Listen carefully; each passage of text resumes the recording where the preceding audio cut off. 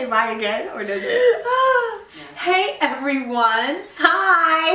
So today we are talking about one of the items on our 12 things to bring to the new year list. So Phyillicia, tell us about it. Yes, so today we're going to be talking about me time, taking the time out to make sure you're focusing on you.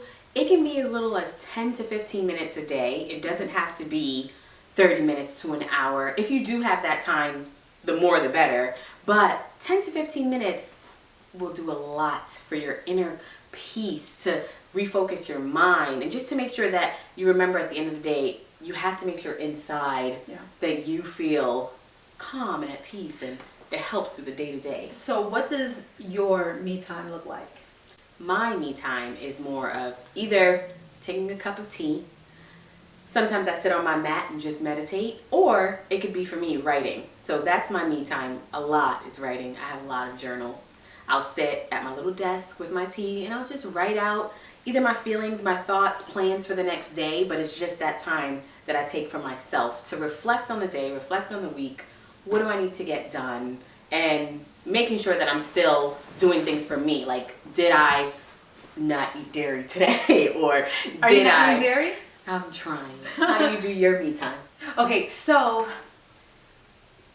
what I try to do is spend some time in prayer and spend some time in silence so that I can just still my mind, because, you know, the mind is just so busy. It's always going. There's always something to think about. So being able to just sit still and let thoughts just kind of float by trains the mind to let things go and not entertain everything. So I do that. And, you know, if you notice, I have a whole new hair. Isn't it beautiful, everyone? I love it. So I cut, thank you. I cut off my hair primarily because of heat damage. So I said, you know what? I'm just gonna cut this thing off and start over.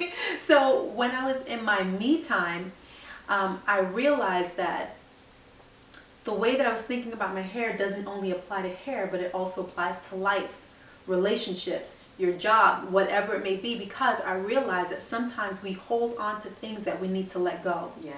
I didn't want to cut it off. I was trying to figure out all these different ways that I can hold on to it, that I can keep it, you know, with me, because for whatever reason, you know, I had a history with it. Yeah, and you were starting the journey over again. Yeah, but I had history, and I loved the history that we had, but things were changing.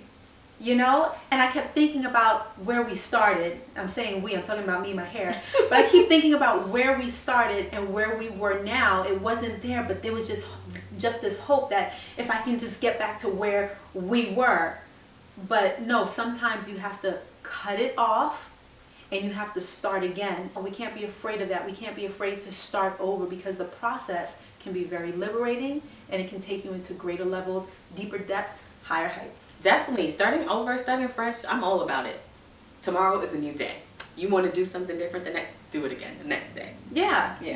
A lot of times we're afraid to start over because we're like, oh, we already put in so much time and energy. But guess what? Sometimes holding on to something is actually draining the time and energy that you're continuing with it. But if you let it go, you find that you'll be revitalized, and, you know, greater things and newer things will come along. We are in March. Yes. Now. So 3 months into the new year, and I hope that you guys spend some quality time with yourselves.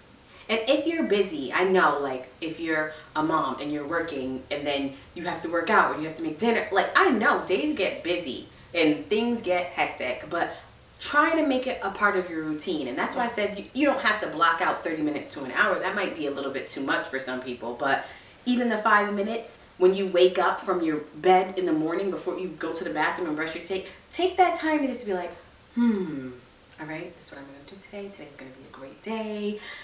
That makes such a difference. You won't even realize it. Then you're like, oh, I'm waking up and I'm not, I got to get up. I got to do this. I got to get the kids here. No, just taking that time to just be like calm and peaceful. Even on the car ride, driving your kids to school, play some lower music, play some classical music, listen to something that's motivating. Yes.